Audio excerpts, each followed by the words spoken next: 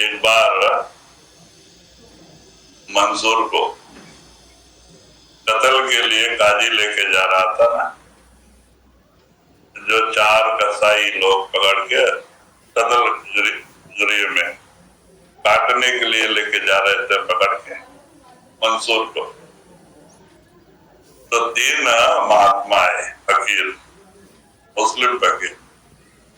तो वो मंसूर से पूछते हैं कि उनको चारों तरफ से कैद माने बंधा हुआ था और पकड़ के ले जा रहे थे कत्ल करने के लिए, सूली पे चढ़ाने। तब वो पूछते हैं महात्मा कि महाराज प्रेम क्या चीज है? तो मंसूर हंस के कहता है प्रेम आज, कल, परसों में। प्रेम क्या चीज है आप खुद देख लो। वो कहता है आज, कल और परसों आप अपने आंखों से देख लो प्रेम क्या है। लेके जाते हैं तो जहां सूली पे चढ़ाते थे, सूली का मतलब अलग टाइप होता है, भाला होता है 1-2 फीट का। तो 1 फीट तो नीचे गाड़ देते हैं, अच्छा मजबूत एक पत्थर डाल के मजबूत ठोक देते हैं और उसको फांसी से ऊपर उठाते हैं और वो भाले पे छोड़ते हैं। जो गुदा स्थान से सिर तक भाला माने इतना बड़ा होता है, उसको सूली बोलते हैं। ये सबसे कठिन शिक्षा है। तो कहते हैं जब लेके गए वहां पे कत्ल खाने में, तो पहले दोनों हाथ काट दिए। वो कहता है कि अरे जल्ला दो, तुमने मेरे बाहर के हाथ काट दिए, मेरा सच्चा हाथ तो मालिक के दरगाह में है। तो कहता है अच्छा इसका पैर काट दो। काजी करता है, काजी सब कुछ करते थे। तो उनका दोनों पैर काट दिए। तो कहता अरे तुमने तो हमारे बाहर के पैर काटे, मेरा पैर तो परमात्मा के दरगाह में है। तो कहते बहुत बात करता है, इसका जबान काट दो। तो जब जल्लाद आते हैं जबान काटने के लिए तो कहता है रुको, हाथ तो नहीं है, कहता है रुको, और रोक के कहता है हाथ आंख को बंद कर कहता है कि हे मालिक, मालिक तू कितना दयाल है, मेरे शरीर के टुकड़े टुकड़े किए जा रहे हैं, मुझे एक चींटी काटे जितना भी दर्द नहीं। तो कितना दयाल है। और वो परमात्मा की स्तुति करके और कहता है कि हे जला दो, आओ मेरा जबान भी काट दो। जबान भी काट देते हैं। तो बाद में उसको सूली पे चढ़ाते। तो जब सूली पे चढ़ा के डालते हैं तब उसकी जान जाती है ना, और वहां खून फैलता है। वो खून में अनल हक की आवाज आने लगती है। अनल हक का मतलब मैं ही खुदा, मैं ही खुदा। तो बाद में काजी कहता है कुफ्र है, ये सब मट्टी सहित खरोच के इसको गट्ठर बांध के जला दो। जबकि मुसलमान में जलाते नहीं।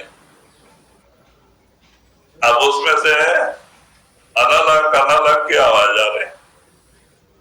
तो बाद में उसको सब जमा किया, खोद खोद के फावड़ा से खून को जमा करके और ले जाके चिता पे रख के जलाया। जलाने के बाद राख में से आवाज आने लगी। दूसरे दिन ठंडा होने के बाद अनलग की आवाज आने लगी। तब तो बड़ा चक्कर पड़ा, अब क्या करें। बोले अच्छा इसका गट्टर बांध के ले जाओ दजला नदी, और नदी में डाल दो, बहा दो। तो उसने 1 महीना पहले ही अपने एक शिष्य को कहा था ये सब होने वाला है पहले ही बताया था कि मेरे को सूली पे चढ़ाएंगे, हाथ पैर काटेंगे और मेरे राख को जब नदी में डालेंगे परमात्मा को नदी को भी गुस्सा आएगा और नदी बड़े गुस्से में ऊपर चढ़ेगी बसरा सिटी को डुबाने के लिए। तो अपने शिष्य को कहा था कि तो मेरा पैजामा लेके खड़ा रहना जब नदी ऊपर आने लगे गुस्से में तो मेरा पैजामा ले जाकर उसमें डाल देना मेरा सामान मिलते उसका गुस्सा शांत हो जाएगा और वो नीचे अपनी जगह चली जाएगी, नहीं तो बहुत खतरनाक स्थिति आएगा, तूफान मच जाएगा। तो बाद में उसका शिष्य पहले ही खड़ा था, जैसे ही नदी में राख डाला अनलहक की आवाज नदी में आने लगी और पानी बड़ा ऊंचा ऊंचा लहरों के रूप में ऊपर चढ़ाई करने लग गया। अब भाग के जाके उसका पैजामा रखा था वो पैजामा उसमें डाल दिया वो पैजामा अंदर डालते ही उसका गुस्सा शांत हो गया और नदी अपने स्थान पे चली गई। तो उसने कहा था ना कि आज यानी जब उसके खून से अनलग की आवाज आने लगी तो लोगों ने उसको जलाया। जब राख ठंडी हुई तो दूसरे दिन उसमें से आवाज आने लगी, ये दो हो गया। आज कल परसों में देख लोगे कहा था ये प्रेम देखो फिर दूसरे दिन उसमें से आवाज आने राख में, फिर राख को ले जाके तीसरे दिन नदी में डाले तो नदी में से अनलग की आवाज आने लगी और पानी उफान पे चढ़ा। तो ये प्रेम क्यों?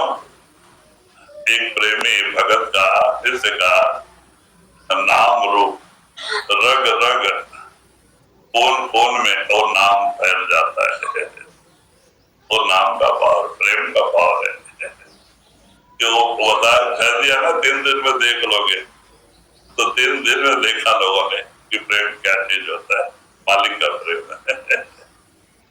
तो इस तरह से उसको सूली पे चढ़ाए।